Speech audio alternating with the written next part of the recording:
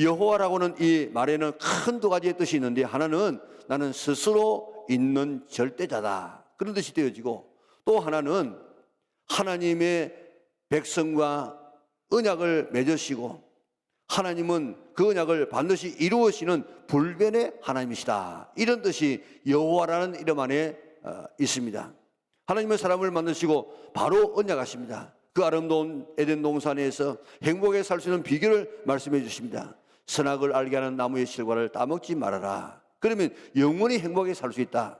그러나 따먹으면 정령 죽으리라는 언약을 했습니다. 이것은 행위 언약입니다. 이 하나님의 언약에 아담과 하와가 그만 걸려들어서 언약을 지키지 못하고 하나님과의 언약을 깨어버립니다. 어깁니다. 그래서 그 에덴 동산의 모든 축복을 다 잃어버리고 맙니다. 그대로 두면 멸망입니다. 그러자 하나님께서 바로 한 언약을 새로 세우십니다.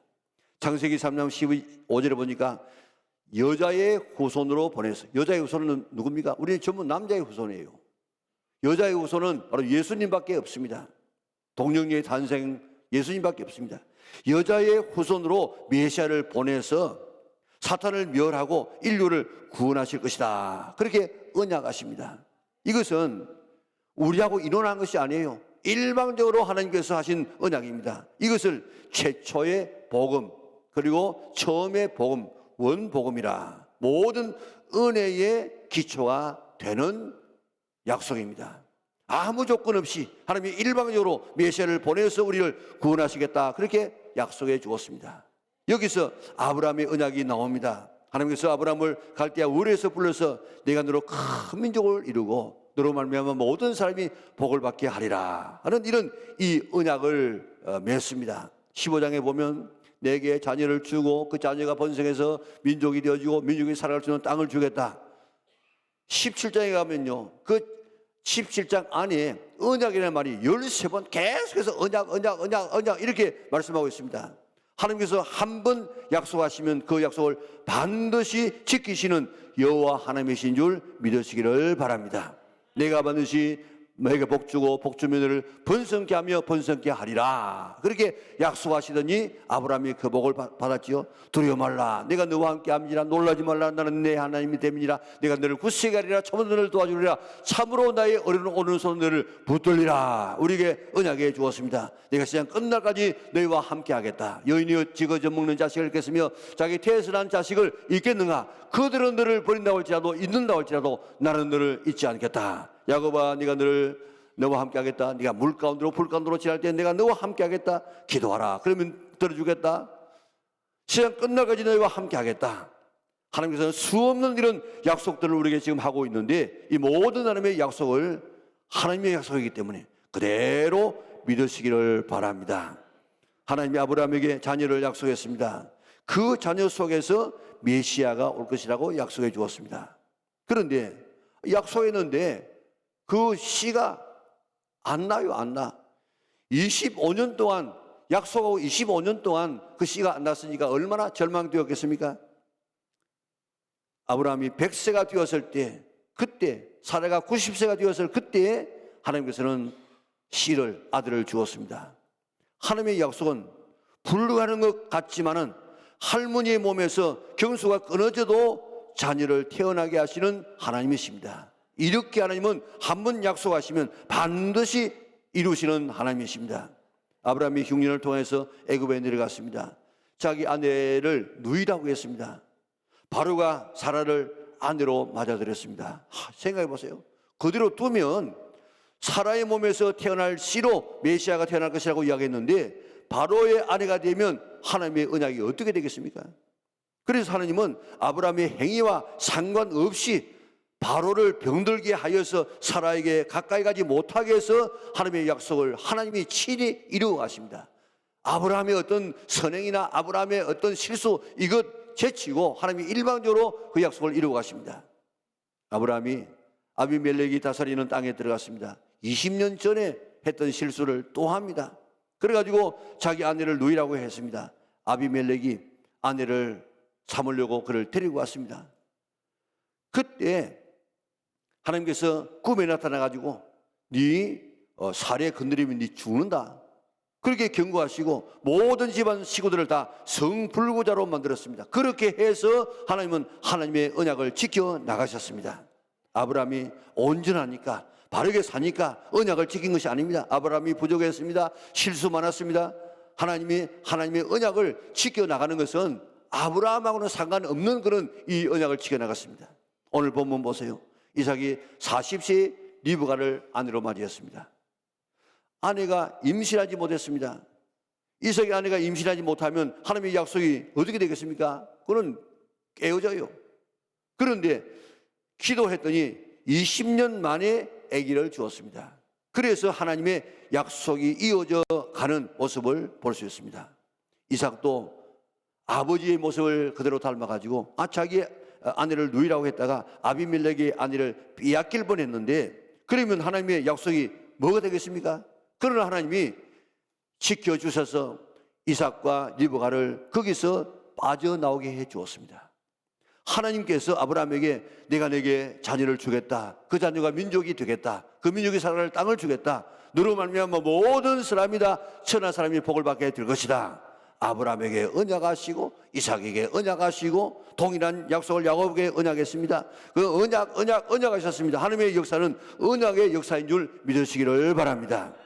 아브라함과 이삭과 야곱이 하나님과의 언약을 잘 지켜서 언약이 이루어진 것이 아니고, 아브라함과 이삭과 야곱이 거짓말했습니다. 남을 속였습니다. 하나님 앞에서 완전하지 못했습니다. 실수했습니다. 그렇지만은 하나님은 언약한 것을 지켜서 결국 메시아가 나오게 만들고 인류를 구원하게 하신 줄 믿으시기를 바랍니다. 선악을 알게 하는 나무의 실과를 따먹으면 정령 죽으리라는 이 언약은 행위 언약, 행위 언약. 이것이 발전하여서 시내산 언약이 되어지는데, 무엇을 하면 어떻게 하겠다 하는 조건부의 언약입니다. 그런데 이 세상에 어느 누구도 이 하나님의 언약으로 구원받을 수 없었습니다. 아무도 이 언약을 지킬 만한 능력이 인간에게는 없었어요. 그래서 하나님은 새 언약을 주십니다.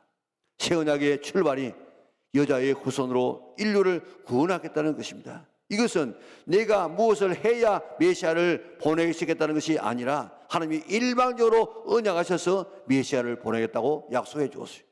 이것이 새 언약의 기초인데, 그 새 언약이 발전되어져서 에스겔서 36장 26절에서 27절을 보면요, 또 새 영을 너희 속에 두고 새 마음을 너희에게 주되 너희 육신에서 굳은 마음을 제거하고 부드러운 마음을 줄 것이며, 또 내 영을 너희 속에 두어 너희로 내 율례를 행하게 하리니 너희가 내 규례를 지켜 행할지니라. 대단한 이런 약속을 합니다.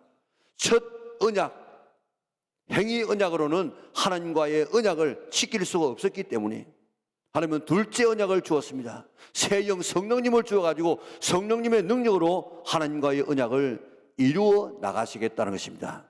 이 새 언약은 무엇을 해야 되는 것이 아니라 믿기만 하면 됩니다. 이 새 언약인 성령님을 주어서 우리로 구원하실 것을 믿기만 하면 우리에게 이 언약을 이루어주마고 약속해 주었습니다. 성령 받고 기도 응답 받는 이것이 무엇을 해서 받는 것이 아니라 사모하고 믿기만 하면 받는 줄 믿으시기를 바랍니다. 새 언약인 성령님이 아니고는 예수님이 믿어지질 않아요. 하나님의 일을 할 능력도 없습니다. 자신의 정욕 하나를, 자신의 이 습관 하나를 고칠 수가 없습니다. 마귀의 유혹을 이길 힘이 없습니다. 육신의 정욕과 이성의 자랑과 이 안목의 정욕을 이길 힘이 없습니다. 세상에서 구별되는 삶을 살아갈 수 없습니다.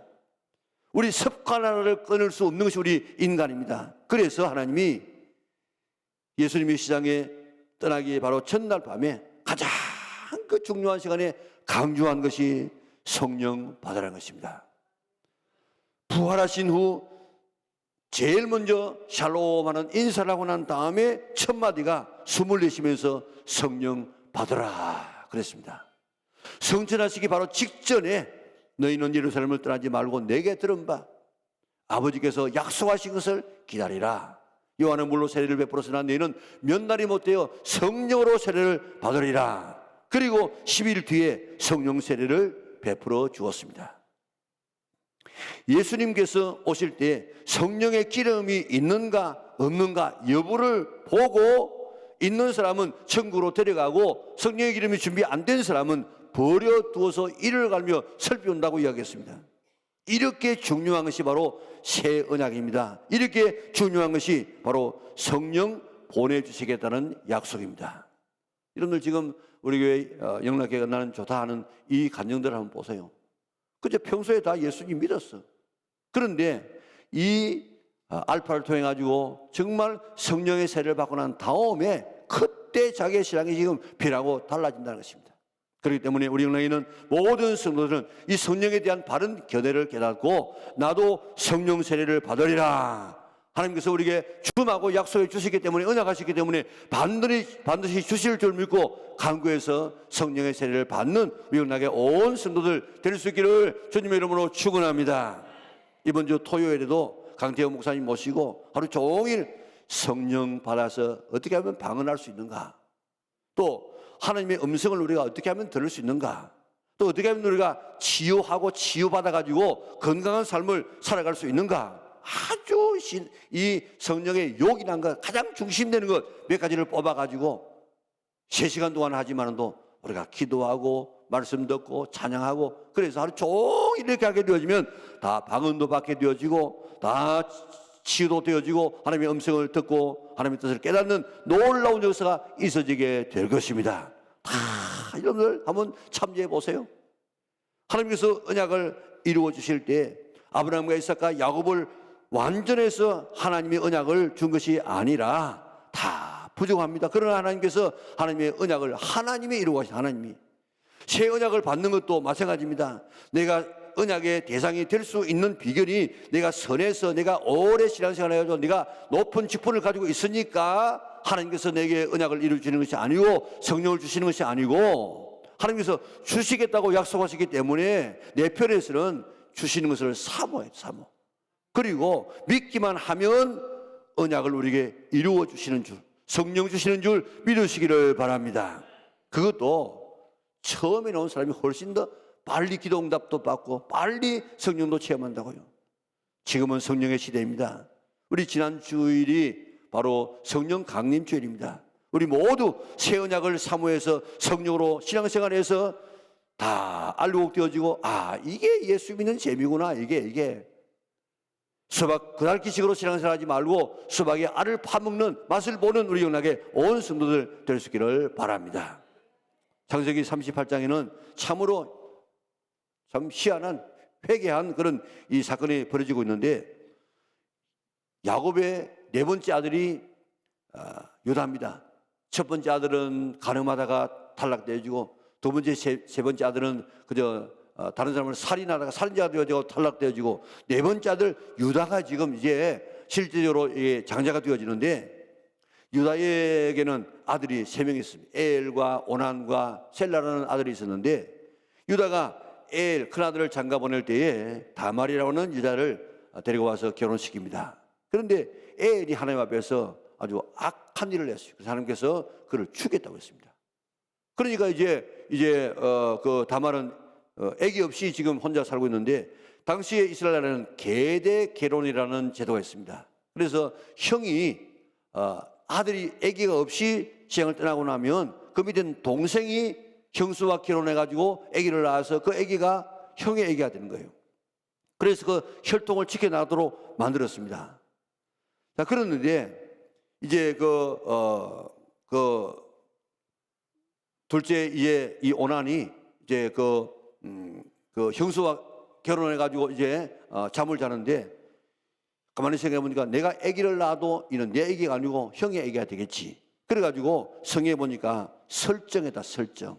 그런데 설정은 바로 사정을 땅에다 해요. 땅에다. 그래서 이름을 오나니즘 하면요, 그는 설정한다. 그렇게 바로 이름 자체가 그렇게 나와 있습니다. 그러니까 하나님께서 이 나쁜 놈 하고 그 오난도 죽여버립니다. 그러니까 유다가 생각해 보니까 잘못하면 이 막내 아들 셀라도 죽겠거든요. 그래서 나이가 되었음에도 불구하고 다말에게 아들을 안 줍니다. 다말이 가만히 생각하니까 자기는 이 메시아에 오는 이 하나의 길목이 되고 싶은데 이 아들을 안 주는 거예요. 그래서 다말이 장녀로 변장해가지고 시아버지 유다와 동침을 하고 아기를 낳습니다. 그래서 다말은 메시아의 씨를 낳는 자가 되려고 했습니다. 다말이 음란한 여자라서 시아버지와 동침한 것이 아니고 메시아의 혈통을 잇고 싶었습니다. 하나님의 언약을 자기를 통해서 이루고 싶었습니다. 하나님의 언약을 사모하고 있었을 때 다말은 메시아의 족보에 들게 되어졌습니다. 오늘도 새 언약인 성령님을 주시라는 하나님의 언약의 말씀을 믿고 사모해서 성령 받고 신앙생활 할 수 있는 성도들 되시기를 바랍니다. 그래야 신앙생활이 제대로 될 수 있고 천국과는 정말 알곡되는, 그리고 정말 참 신앙의 맛을 알 수가 있습니다. 바울은 에베소 교회에 가서 이야기합니다. 너희가 믿을 때 성령을 받았느냐? 오늘 성령 받아야 성령. 나는 성령 받았는지 안 받았는지 모르겠는데 이분은 성령 세례 받은 분이 아니에요. 성령 세례 받으면 확실하게 우리가 경험하게 되어집니다. 이것은 예수님의 간곡한 부탁입니다. 그래야만 신앙생활이 제대로 되어집니다. 성령 세례 받고 신앙생활을 하여서 알곡 성도들 다 될 수 있기를 바랍니다. 너희가 성령 세례 받기 전에는 뭐라고 했습니까? 예루살렘 떠나지 말라고. 예루살렘 떠나지 말라. 예루살렘 떠나지 말라는 말은 무슨 말입니까? 나가서 전도도 하지 말고 아무 일 하지 말라 이 말입니다. 성령 받고서 비로소 우리가 하나님의 일을 할 수 있지, 성령 받지 아니하고 하나님의 일을 교회에서 하게 되어지면 그 사람 때문에 교회가 어지러워져요. 시끄러워져요. 그렇기 때문에 꼭 성령 받고 체험하고 신앙생활을 하라는 것입니다. 우리 교회에서는 알파를 통해서 성령을 받을 수 있는 최초로의 기회가 있습니다. 대부분이 거기 와서 성령 세례 다 받고요. 나는 영락교회가 좋다. 전부 거기서 성령 체험한 사람 아닙니까? 모교 보험에 얼마나 좋은 교회인지 모릅니다. 우리 지금은 좀 약화되었습니다만 예전에 저 한 1,000명, 2,000명 이렇게 한 5, 6년 동안 모이지 않았습니까? 그때 지금도 바깥에 나간 사람들 이야기 들어보면요, 목사님 그때 모교에 너무 좋았습니다. 그때 내가 방언 받았으면 그때 하나님 만났습니다. 얼마나 많은 사람이 이야기하는지 모릅니다. 특별히 이번 우리 토요일 날 이는 특별한 기회입니다. 우리가 지금 목요마다 한 번 하지만도 그때는 한 2-3시간 하고 끝나는데 이번에는 하루 종일 이렇게 계속해서 때려주고 찬양하고 기도하고 또 말씀 듣고 하면요, 이번에 참여하는 사람들 다 하나님 약속하신 언약의 말씀인 성령 받게 될 줄 믿으시기를 바랍니다. 자, 뿐만 아니고 하나님의 또 하나의 언약은 기도의 언약입니다. 하나님의 최대의 언약인 메시아 주겠다 이루어졌지요. 하나님의 최대의 언약인 성령님 보내겠다 보내서 우리가 받았지요. 하나님의 최대의 언약인 기도 응답해 주겠다 계속해서 지금 진행되고 있지 않습니까?